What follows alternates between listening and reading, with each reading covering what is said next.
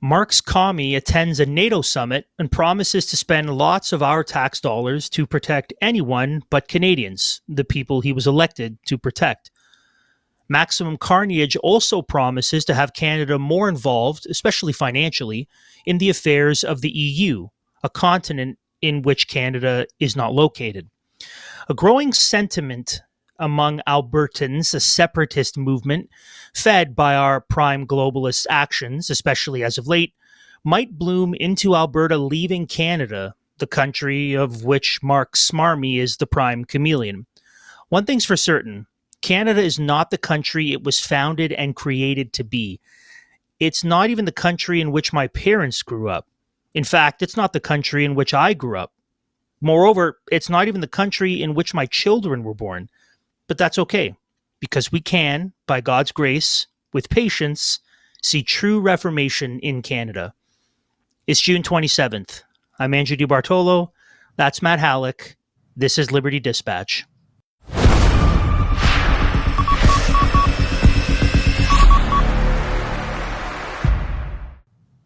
Hey, and welcome back, friends, to Liberty Dispatch, where we bring you conservative Canadian news and analysis from an unapologetically Christian perspective. Make sure you take the time to help us out by going over to whatever page you're getting us from, subscribing to that page, hit the notification bell or the like button, whatever you can. If you like what we do, you know what to do. Please help us out. And if you want all our content, whatever it is, if it's print, if it's video, if it's audio, it's all over at ldcanada.substack.com. So get over there and you can have full access to a vast array of things that we are doing over on our Substack, Andrew. You're writing a bunch of articles over there. We're doing a bunch of videos and exclusive interviews. So get over to ldcanada.substack.com.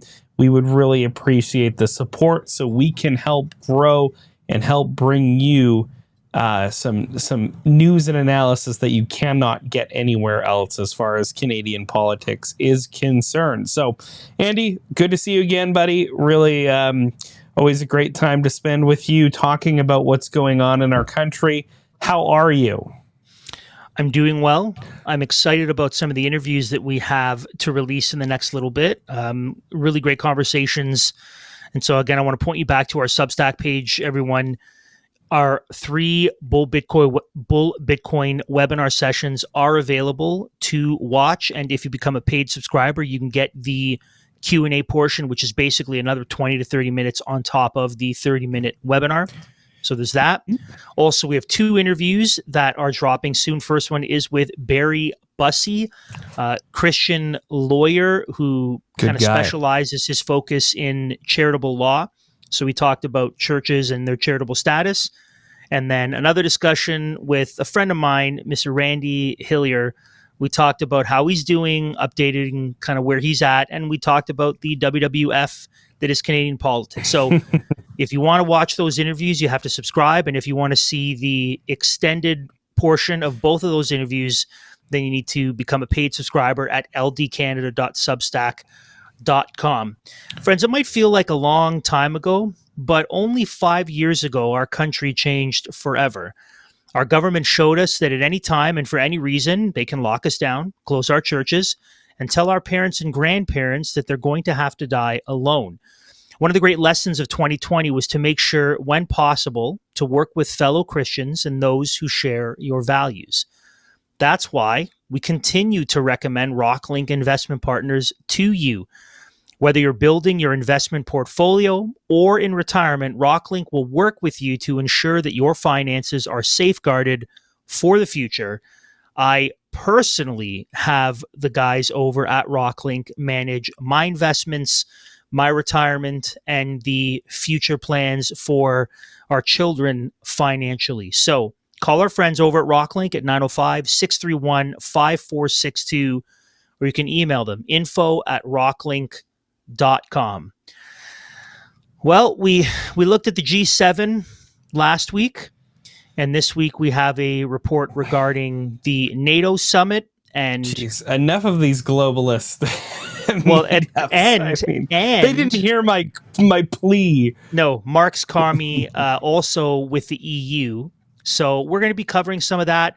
And then toward the end of the show, we're going to be looking at what's happening in Alberta, as it seems the temperature's rising there, which what Mark Carney is doing with the EU and with NATO certainly isn't going to dispel, or certainly isn't going to assuage the flames of separatism in Alberta. So we're going to cover all of that for Andrew, you today. today. Before we get into that, so the last time, just really quick, since the last time we've recorded, it seems like a war broke out and then was avoided through a brokering of a ceasefire with Israel and Iran. Maybe, and then both sides violated the ceasefire.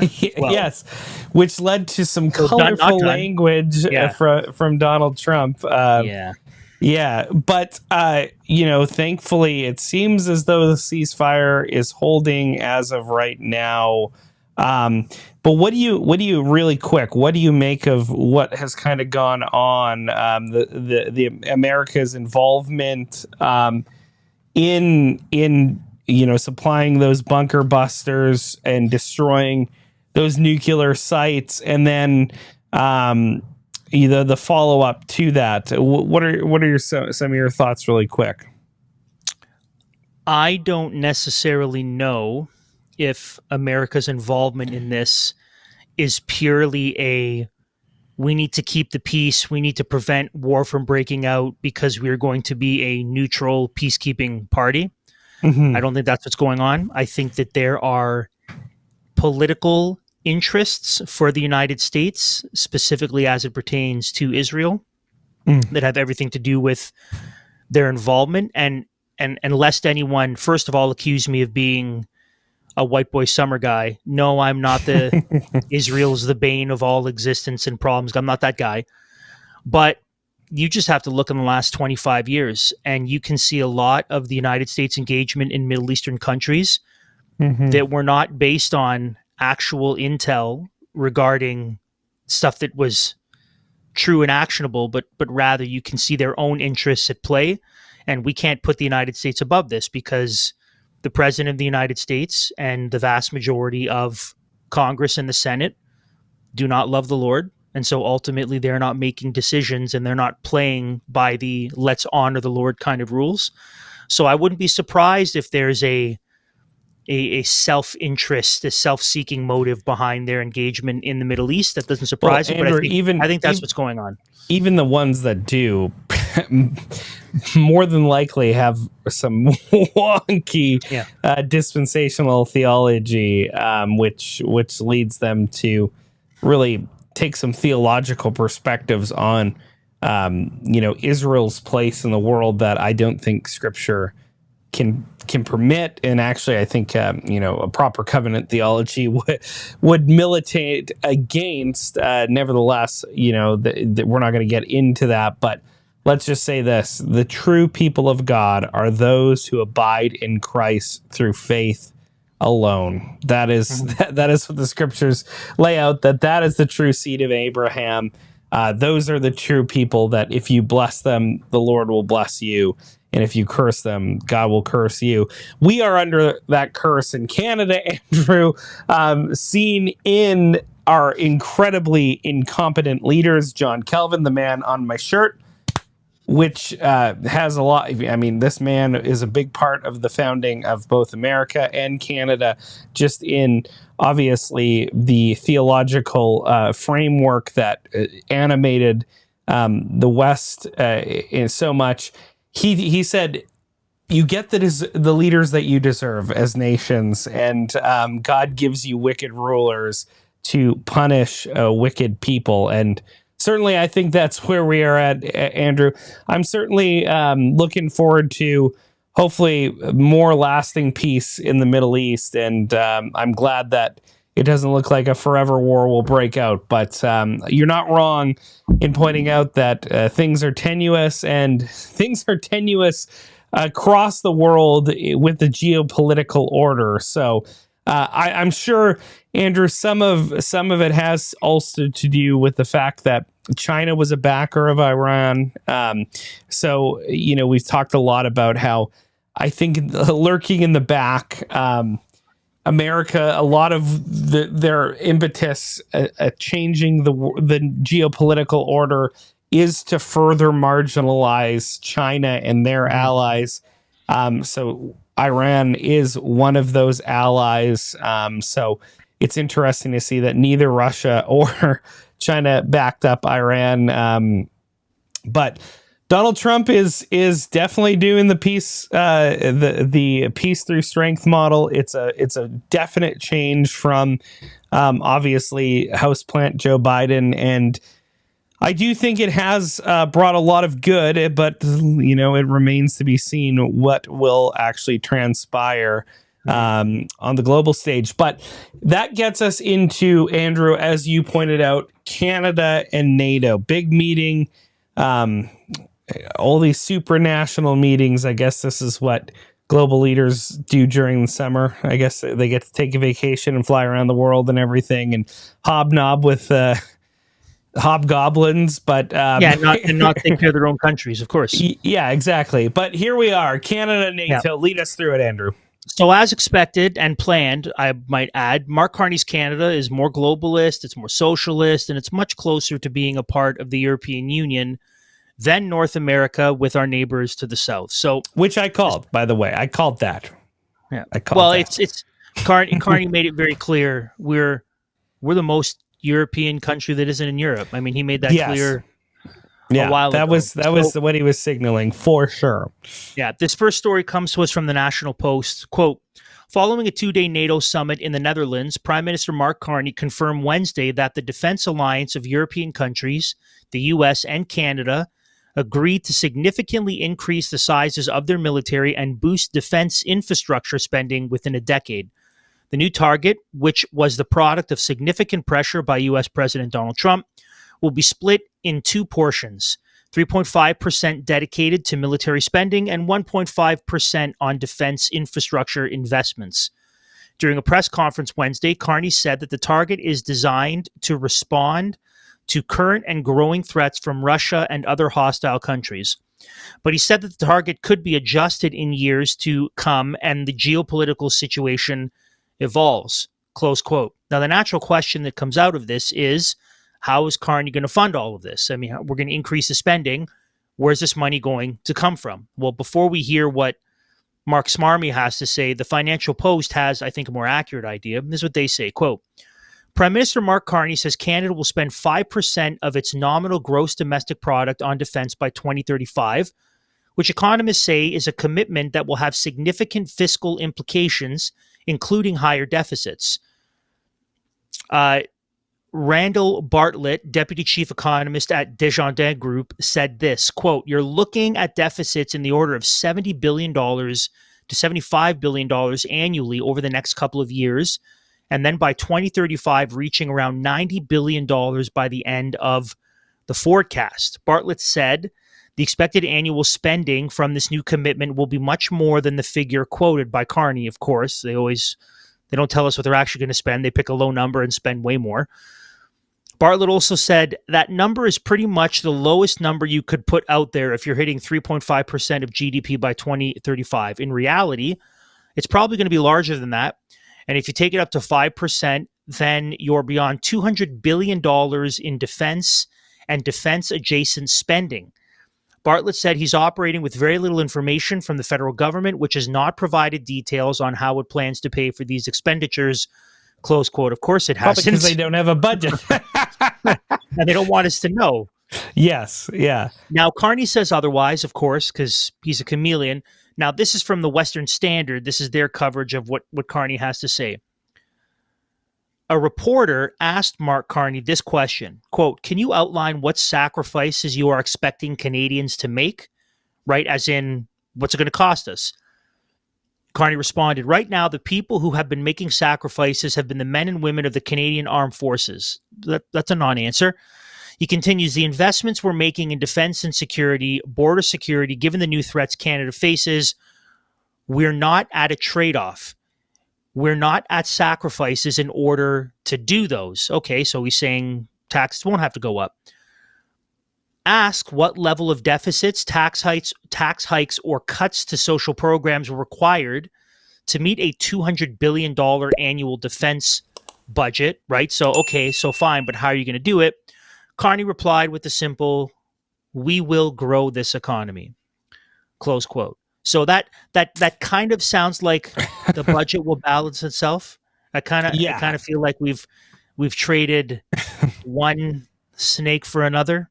It's maybe a little bit more sophisticated than that, but obviously it's exceedingly opaque, which we've come to expect from the liberal government.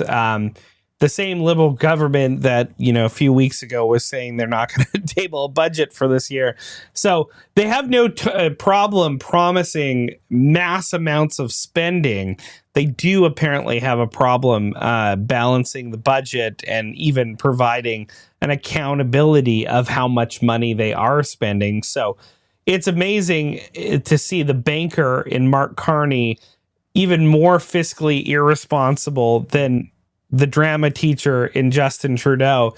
Nevertheless, because Mark Carney, the banker, is like the 7-year-old banker playing Monopoly who pockets money from the stash and then doesn't know how to count properly in dealing with how much people owe. That's the kind of banker Mark Carney is. He deals in funny colored money. Yeah, as we're paying the price with hotels on Boardwalk. Yeah, I mean, you just basically summed up modern monetary theory, but they use sophisticated terminology. But certainly, Mark Carney is. I'm sure he's out there thinking he's stimulating the Canadian economy by creating all these big projects and big spends, as though this type of economics works without the production to back it up. But here we are, Andrew. More empty promises, a lot of Canadian dollars being promised on, things that we can't afford, obviously.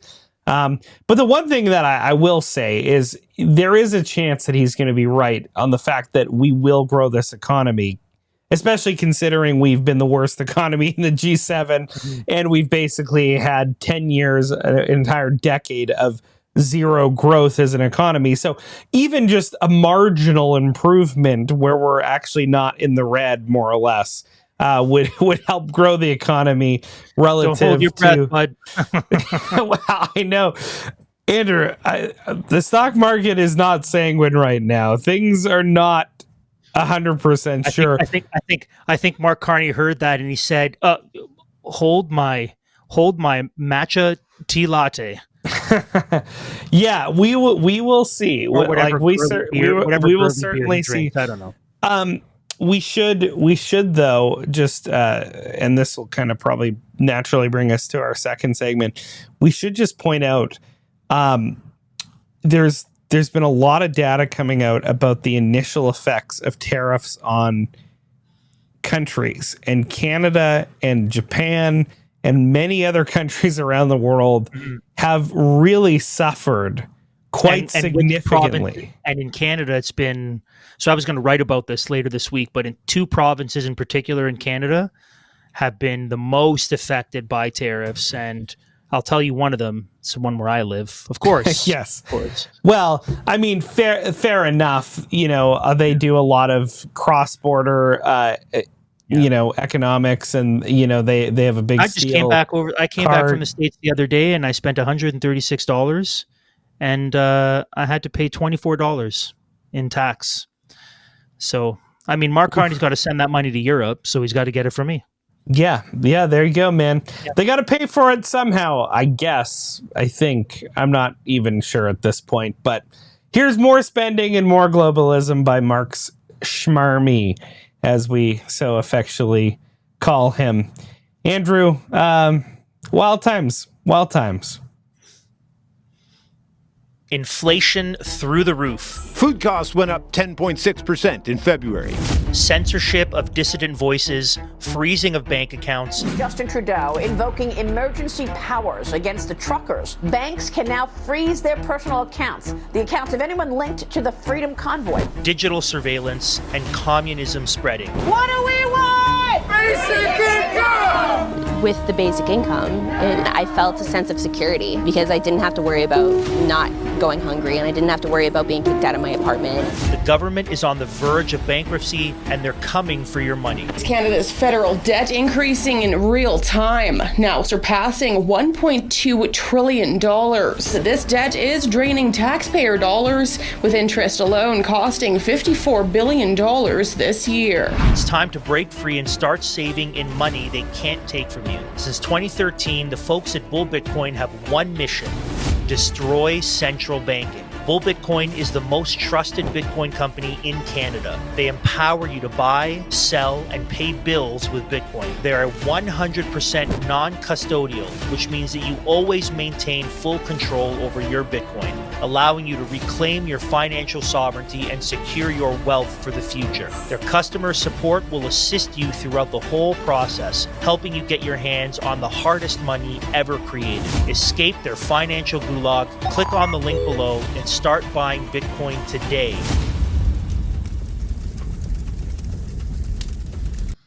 Yeah. Quick comment before we go. In that ad read, there's that one woman that says, the UBI is important because I don't have to worry about going hungry. As a fat person, I can say, I think if you were watching, I think she could do with a little bit of hunger. I think that might not be the worst thing for her. But Andrew, I just want to correct you because she actually doesn't say that. No, but I just she actually slipped of the tongue. She says, I didn't not have to worry about going hungry and worrying about how to pay my rent.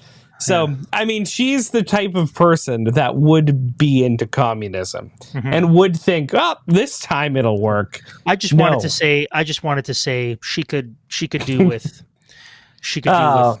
a little bit of hunger. Anyways, that's Speaking it. Speaking of communism, Andrew, how about New York? Zoran Mamdani, the even more radical, I guess, Barack Obama 2.0. They love their mixed race commies. In the United States, in the progressive parts of the United States. I mean, this guy's like, what? I think he's younger than I am. He's 33, and he can become the mayor of New York City. Virtual nobody into, and he's like straight up like. Did he win the communism? Did he win the casting call audition competition like AOC did? That's how she won. Oh yes, I have no doubt about it because he is his mom is an Indian film producer and his dad is literally like I think his dad something ethnically insensitive, but I restrained myself. I think his dad's a Ugandan academic who literally his study his main focus his expertise is in post-colonial theory. So you go. His mom's from India and his dad's from Uganda. I believe that is the case. They must have killer family cricket matches. It's got to be like the stuff of legends. Yeah, I mean, yeah. Well, he, just like every communist basically ever, he is a trust fund baby. So they probably have the money to do it. That's beside the point. I keep going off on tangents today. We did want to talk about, Andrew, what we did have in the script. What we did want to talk about is more Mark Carney and Canada's growing Euro-ness, right? This move that we were on the front lines. We said, he's signaling this, He's saying Canada's relationship with the United States of America, it's over, it's changed forever. A lot of that was, I think, hyperbole to get elected. Nevertheless, at the same time, we noticed he was signaling that he was a big fan of Europe and he wanted to increase our partnership with other actors like the European Union and Communist China. Anyways, Carney, who once said that Canada is this is his quote, "the most European country not in Europe." That just sounds stupid. Seems bent on Canada joining, let's just be honest, the failing European Union. He has already committed our tax dollars to support Rearm Europe, an initiative to boost their own defense systems. But we also have this story coming to us from Politico. Scrambling to reduce Canada's dependence on the Donald Trump-led U.S., the country's Prime Minister, Mark Carney, on Monday signed a security and defense partnership with the European Union. The aim is to shift Canada's defense and security relationship away from the U.S. in the wake of Trump's threats to annex America's northern neighbor. Oh, come on. Andrew, he has not threatened to, like, these news companies who just put this out there as though that's a fact. He obviously has not threatened or even made a move at annexing Canada, calling it the 51st state, calling, trolling Trudeau with Governor Trudeau. All that stuff does not amount to annexation, and anybody who says otherwise is a total lunatic and is totally hysterical. It's really annoying. I can't believe they just put this in here. Anyways, a key issue is to allow Canada to take part in the EU's new defense spending program under its multi-billion Euro Rearm Europe initiative. Canada and European NATO countries are also promising to dramatically increase their defense spending, as we just said in the other program, or the other segment. While NATO remains the cornerstone of our collective defense, this partnership will allow us to strengthen our preparedness faster and better, to invest more and smarter, European Council President Antonio Costa said at a press conference after the summit. Commission President Ursula von der Leyen added that the partnership will strengthen Canada's role in Europe's rapidly evolving defense architecture. It's just the beginning, she said. It'll be good for our industries, it'll be good for our people, and it will be good for the transatlantic security tool. Speaking of tools, Carney also plans on using carbon tariffs, on incoming trade, a little dark secret left out of the coverage of Carney's removing the carbon tax. And this story comes to us from Rebel News. This is a big one. Prime Minister Mark Carney and EU allies shared a carbon vision at the latest EU summit. So, people have to understand, Mark Carney is he's a wolf in sheep's clothing. He's quietly doing all the same things, maybe even more radical transformations on the green agenda than Trudeau, right? Trudeau is the face, Carney is the brain. He's coming up with sneaky ways to forward this UN 2030 goals, these SDGs, all of the stuff that, though they aren't talking about it, though they're not leading with it, it's still a part of their thinking. It's still a part of their world and life view. So we shouldn't be surprised to see this. Carbon is trade, Carney said June 23. That is a stupid slogan. This man is a stupid man in Brussels. The remarks correspond with a shared desire to integrate climate change policies in trade between countries, according to the Epoch Times. It followed questions on a proposed carbon border adjustment mechanism by the European Union. The future of trade does take carbon into account, Carney said during a Monday press conference concluding the summit. A carbon border adjustment mechanism, or a tariff on imported goods based on their manufacturing emissions, will be implemented in 2026, just around the corner. according to the Wall Street Journal. The report references a draft US-EU agreement that exempts US products for 1 year.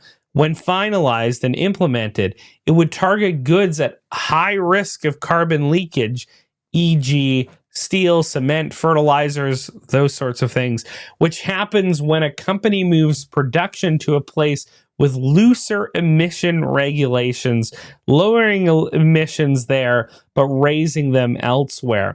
EU Commission President von der Leyen would not confirm the report Monday, stating, quote, everything is negotiated. So, Andrew, this is a very radical policy because essentially what will happen, what it will do is any nations that don't have a carbon tax, which is the vast majority of them, we are an idiotic virtue signaling nation who has virtually no carbon footprint, yet we pay some of the highest carbon prices as a country. So we do have one. But what we're going to do is we're going to put tariffs on countries that don't have carbon prices because the EU and Canada in partnership want to forward this insane green agenda. So that will drive up prices on everything everywhere because where is most of the stuff produced that we get? United States and China. Neither of them have carbon taxes. I mean, you can throw India into that. Canada does not produce things. We are a low production, low innovation country. So we're, for the sake of virtue signaling, we do going to produce increase all our costs. We do produce hockey teams that can't win the Stanley Cup. We're really good at that. Yeah, that's true. We're great at that. 1993, man. So it's only been 32 years. Yeah. So none of this is good. None of this is good, especially when we consider Mark Carney's thoughts on the U.S. and as we consider the fact that we don't appear to have this. Everything is moving well in terms of negotiations and the future of Canada-U.S. relations. In fact, that's more muddled than ever. So this is what we read from the National Post. Quote, Prime Minister Mark Carney lowered expectations on Monday about reaching an agreement with the United States for an economic and security pact by July 21st. Speaking in Brussels, where he signed a defense partnership with the European Union, Carney was asked which options Canada would be considering besides higher tariffs on U.S. steel and aluminum if it does not make a deal with U.S. President Donald Trump within the next 30 days, as agreed to during the G7 summit last week in Kananaskis. This is what Carney said. We'll do what's right for Canadians. We're working hard to get a deal, but we'll only accept the right deal with the United States. The right deal is possible, but nothing's assured. Close quote. So more and more movement to the globalists, the EU, to China, and it appears away from our neighbor to the south, which will be disastrous for us in the long term. Nothing good will come of that. Yeah, I mean, there's no possible way, given the amount of time, effort, the distance that trading with the EU, which has a terrible economy. The EU is maybe in worse economic shape than most countries around the world, save Canada. The idea that the EU is going to somehow a partnership with them is going to drastically increase Canada's economy and make everything cheaper and better and everything. These are the foolish, idiotic, silly dreams of a globalist elitist like Mark Carney. And that's his confession. We heard him say that that's exactly what Canada needs more of. No, it doesn't. And we are paying the price for a decade of it. And here we go, Andrew. It just continues.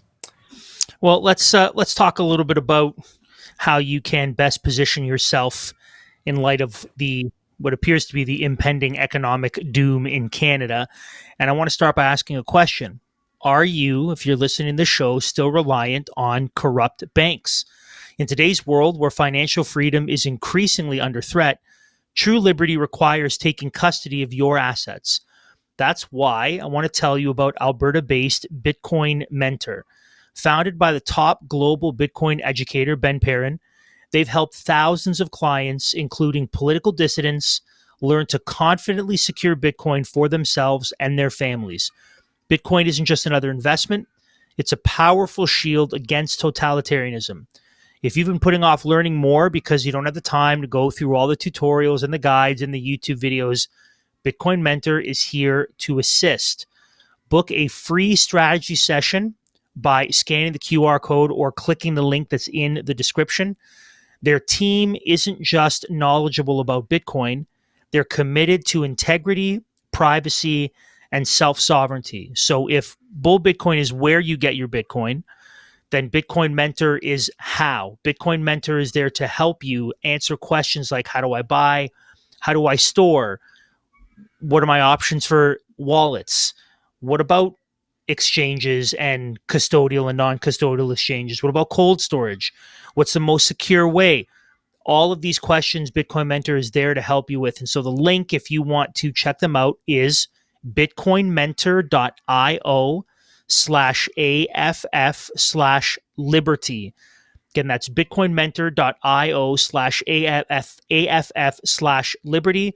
You can book your free strategy session today, ask your initial questions, and they're here to help you buy, hold Bitcoin securely, and spend it, transfer it. Any questions you would have, they're the guys to help you with that. And they also joined us for the webinar sessions we did with Pablo from Bull Bitcoin. So very knowledgeable guys, great to help you. Now, everything we've been talking about what Carney's doing with NATO and the EU and the move away from the United States and the move to other globalist partners, it builds and builds, and it makes Canadians who love our country upset and concerned, especially Canadians in Western Canada, where talks of separation and independence are growing. There's actually a debate recently with one of the convoy lawyers and someone else regarding Alberta separation, and this shouldn't surprise us.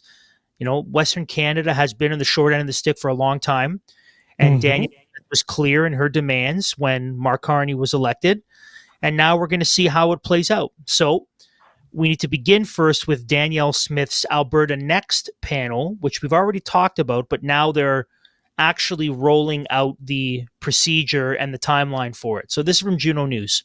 Quote, Premier Danielle Smith has launched the Alberta Next panel, a new province-wide consultation platform aimed at gathering public input on how Alberta can better assert its constitutional powers and push back against what Smith describes as Ottawa's continued economic interference. Announced Tuesday through a video posted to X, Smith said the panel is a response to what she called Ottawa's economic attacks and a status quo that threatens our province's economic future and way of life. Over the coming months, the Alberta Next panel will hold in-person and virtual town halls across the province, providing residents with a platform to engage with policy experts, government officials, and constitutional scholars. The goal is to determine which provincial reform should be put to a referendum next year, in 2026. Among the ideas under consideration is the creation, now listen to some of these ideas, this is really good stuff, the creation of an Alberta Provincial Police Service, which would replace the RCMP in providing local policing across the province. Great idea. Smith's government is also exploring withdrawing from the Canada Pension Plan and establishing an independent Alberta pension plan that would be managed by the province. That's great, except for the pension plan thing. So the first part was good. Second part, it's going to be the same problem in long term. But getting out of the CPP is good. Another proposal would see Alberta exit its tax collection agreement with the Canada Revenue Agency, allowing the province to collect its own personal income taxes, a move Smith says would increase transparency and autonomy. Great move so long as the income taxes are significantly reduced and then eventually removed altogether. But still, less federal hooks in the province, more independent, we do our own thing. That's all good stuff. The panel will also seek public feedback on the prospect of Alberta assuming more control over immigration policy, with the stated goal of protecting the province from what the government calls out-of-control federal immigration levels. That's good stuff. Additionally, the Smith government wants to pursue amendments to the Canadian Constitution to further empower provinces and protect provincial jurisdiction. It's also seeking to reform the system of federal transfers and equalization payments, close quote. That's all good stuff. That's all good stuff. It's also worth noting that Smith will allow citizen-led initiatives as long as they have the required number of signatures, including a vote for separation from Canada. And it's also worth noting that one particular group, I think it's Alberta Freedom or Freedom for Alberta, something like that, has already submitted all of the signatures needed to put it on the referendum. So it appears as if Danielle Smith keeps her word, that this citizen-led initiative will see the vote for Alberta separation on a referendum next year. Yeah, well, we'll see. We'll see what the political tides blow in, bring in, because she's definitely trying to play this balance, right? She's trying to portray herself as not pro-separatist, and trying to push herself in that direction because she doesn't want to be seen as anti-Canadian, and she has all these sensibilities that she wants to portray, while still, obviously positioning herself to allow for separatism.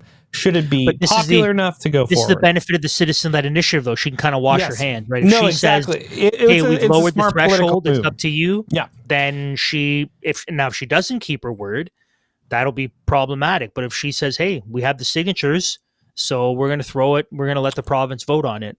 So now, it's not to say that Alberta will separate, but it looks like that vote will be on the referendum.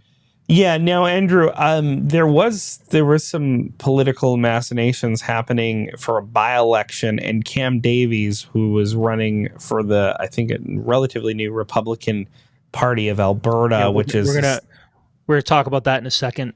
Yeah.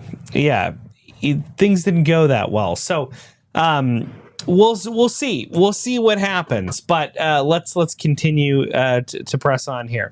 Unless anyone thinks we are blowing smoke, there is a very strong separatist movement in Alberta, and it has obviously been growing over the last 6 months. And this story comes to us from the Rebel News.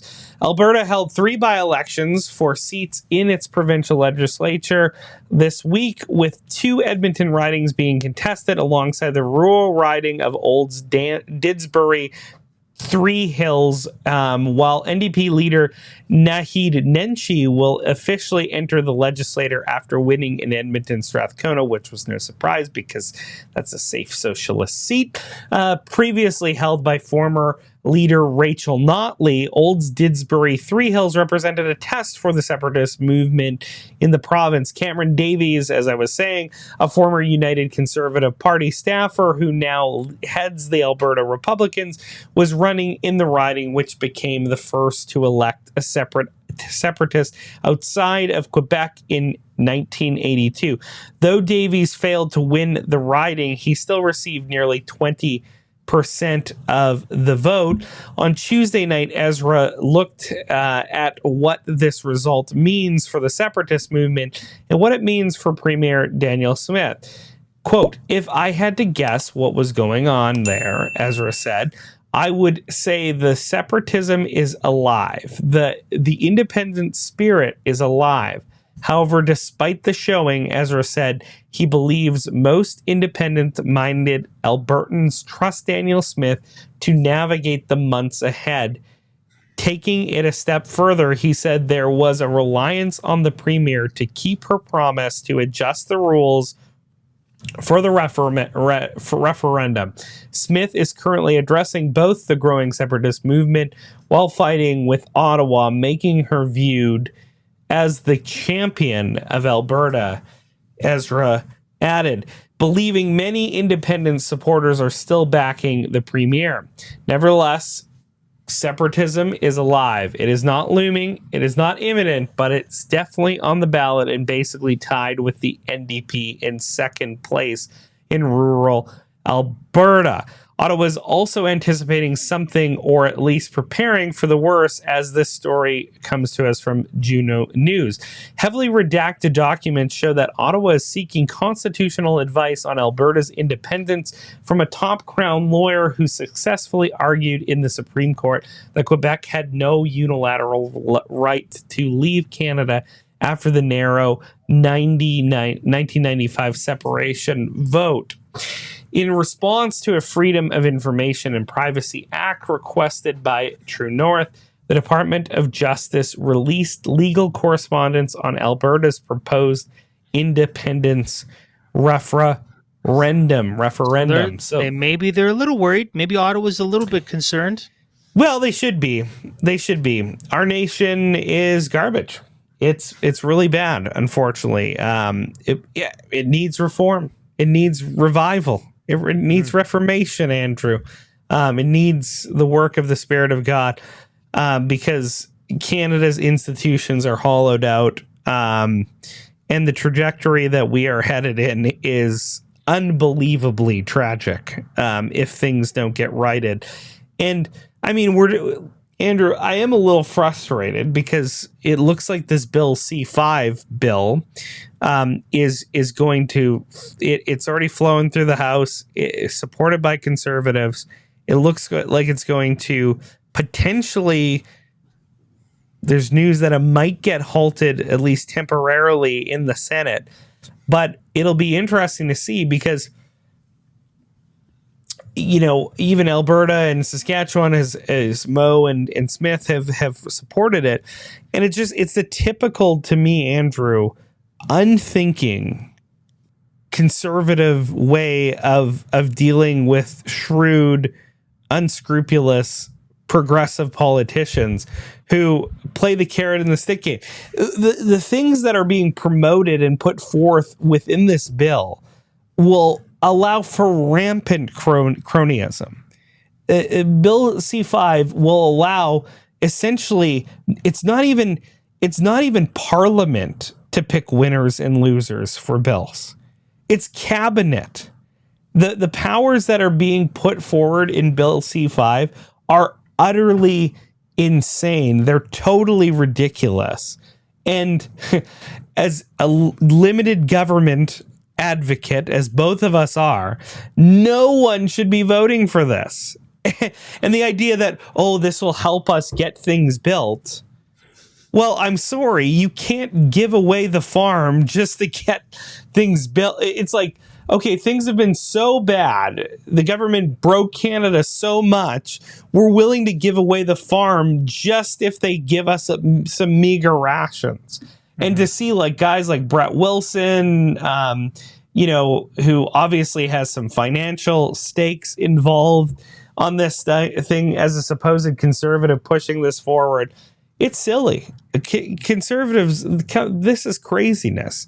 It allows sweeping unilateral federal decisions on economic projects and basically allows them to just suspend any laws that they see fit so long as they declare something based on, their just fiat, a nation building project. I mean, this is silly stuff. Sure, yeah, maybe things will get built.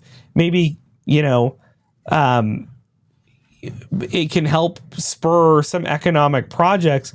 But this is doing the very thing that we warned about. It's, Carney's language on, instead of 13 different economies, one centralized, come on, guys. Have you never read Carney's stuff? Do you not know what he's doing? Do you not know what game he's playing? He's trying to centralize economic power and control in the central government, in the federal government. And that's a bad thing. That's a very, very bad thing. Instead of knocking down stupid red tape and trade barriers interprovincially, which is something I would totally support, now we're just giving carte blanche to the cabinet, the federal government, to pick economic winners and losers. And it's just beyond ugly that so many conservatives are supporting this. And that's why we need true reform here. We need true on the ground repentant heart reform from our country, or nothing's going to get better. Because man, our country's been hollowed out, our foundations are done, and the scriptures say, what will the righteous do when the foundations are destroyed? And that is where I feel like so many Christians are right now. What will we do? It's not clear where we're headed, but we like to give people some hope and tell them what to do. So Andrew, maybe you could, stop people from blackpilling.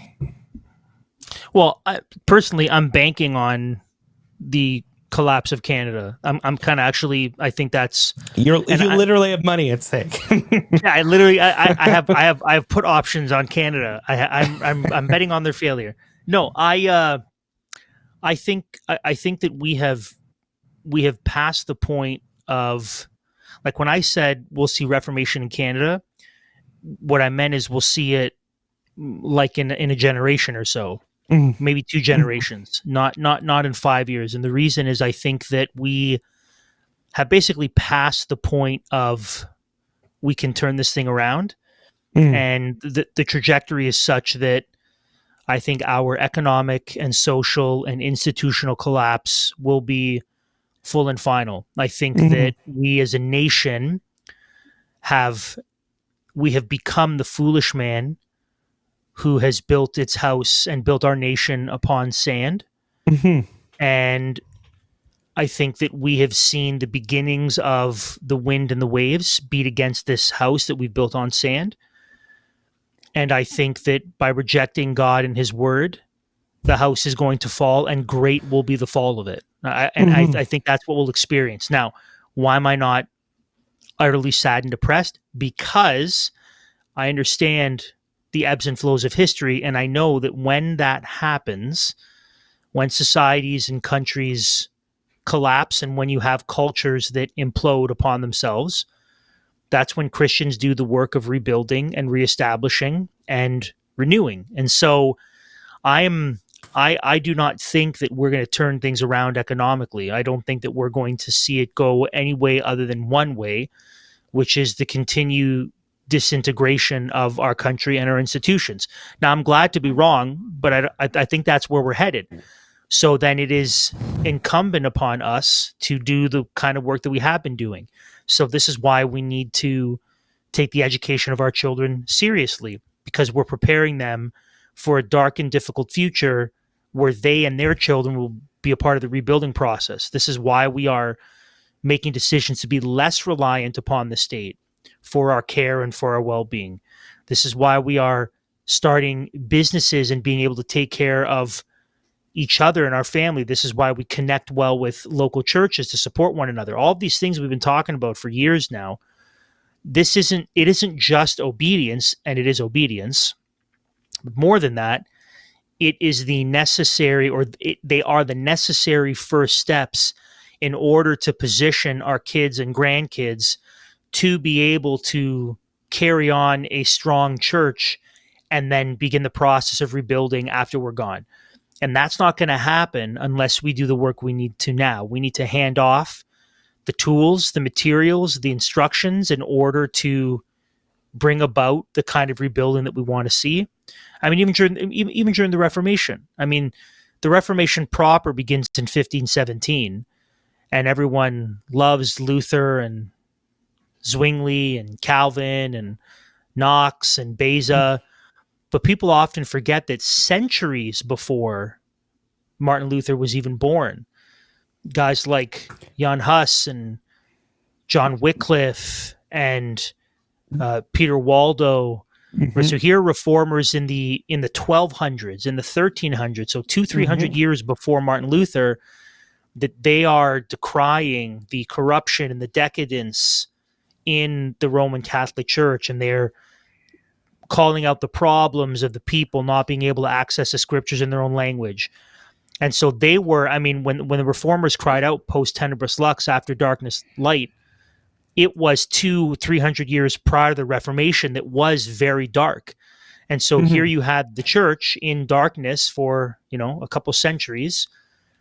And because of the work of these faithful men setting the foundation for the Reformation that would happen, centuries later, Reformation breaks out in Europe. And so I don't think we're in the Martin Luther stage. I think we're in the Peter Waldo stage. I think we're in the less known proto-reformers who are going to do the work of building so that by God's grace we can see something glorious, either just the beginnings of it in this life before we're old and we die, or that we can rejoice in glory that we were able to be a part of. So No, I'm and very hopeful I for the kingdom 100% of agree God with you. and for the purposes of God.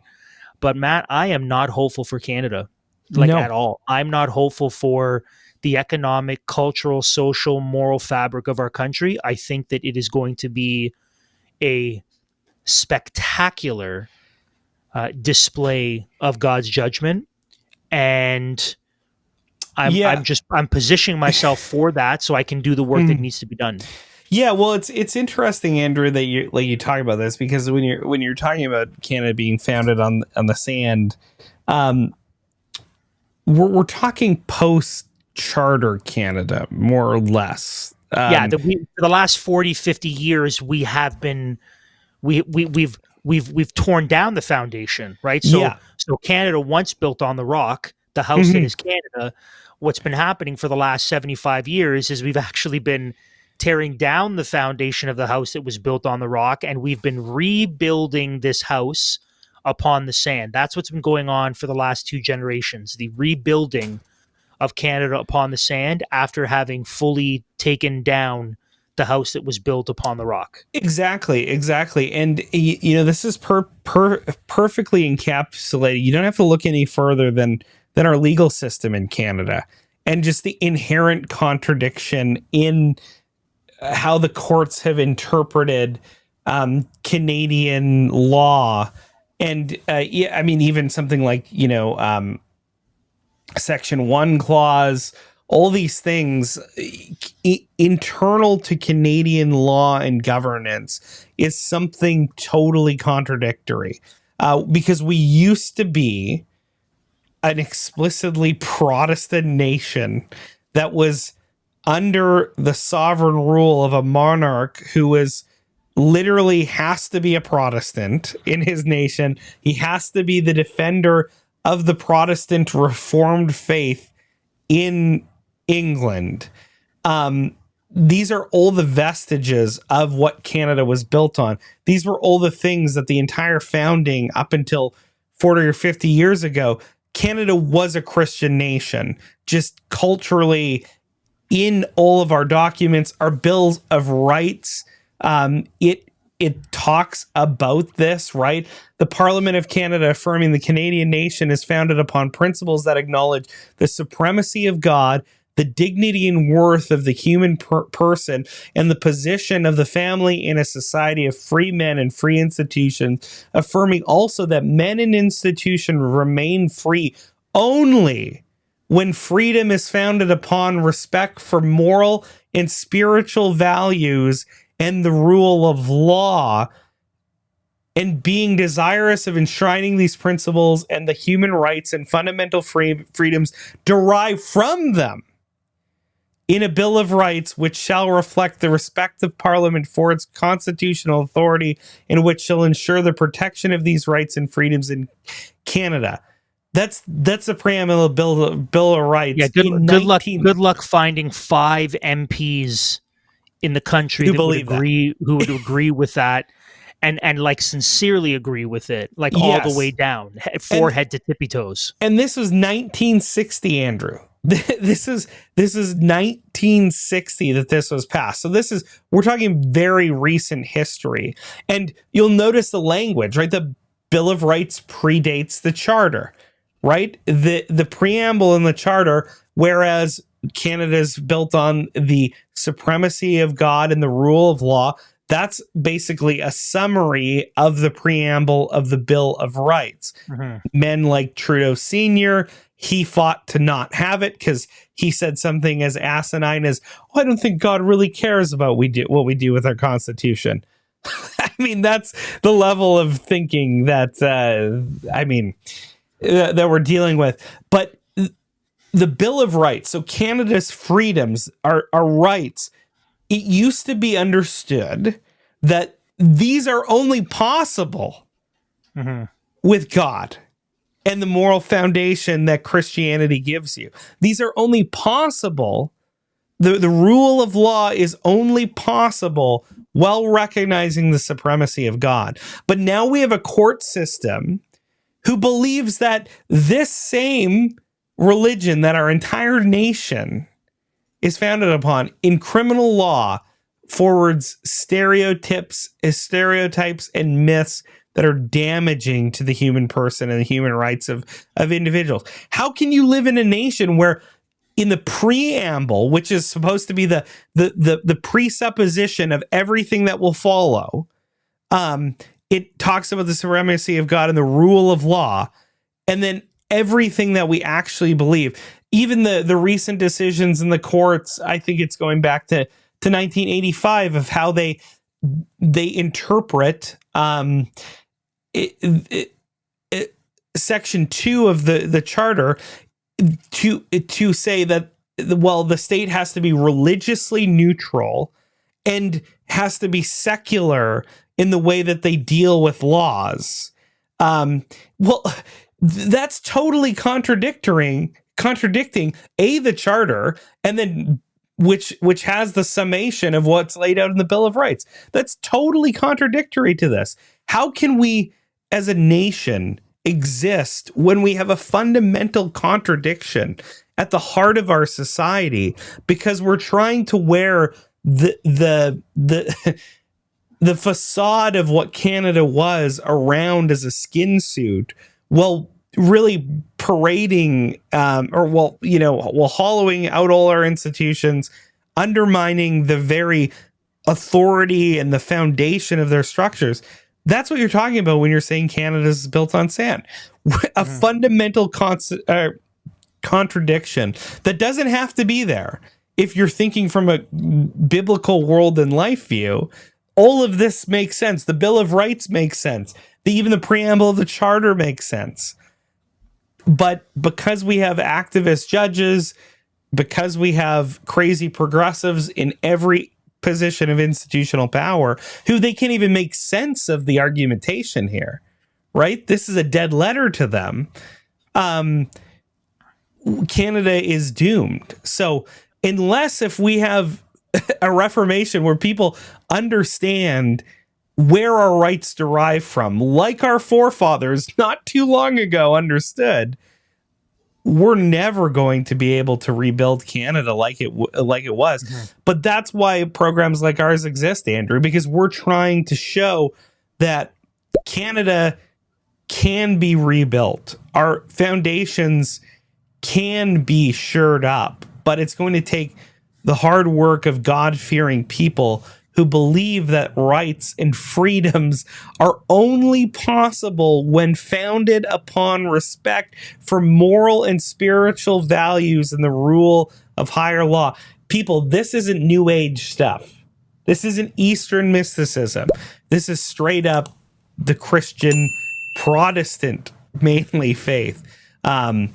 This is Christianity is what has birthed freedom all around the world, and the only way we are going to experience freedom in our country is by making an overt religious appeal to the God that we invoke every time we sing the national anthem, and call him to come and breathe life by the power of Spirit back into our nation, that the dead, dusty, dry bones of Canada can be raised to newness of life.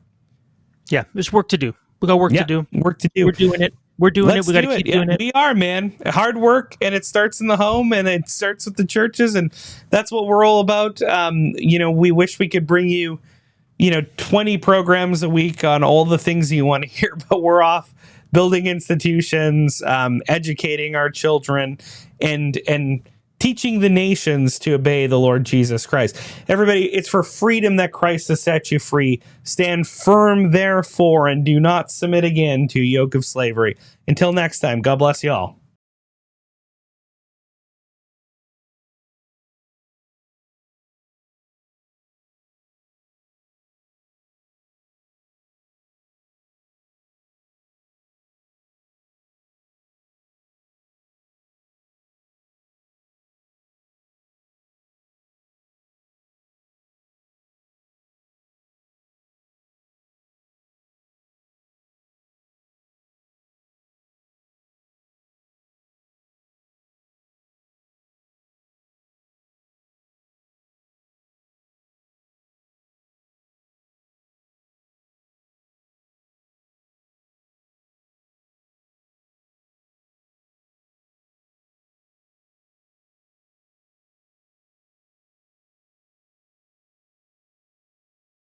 Liberty Dispatch has been brought to you by SDG Media. If you want to stay in touch with us and all things Liberty Dispatch, join our email list, or support the show, head over to ldcanada.substack.com.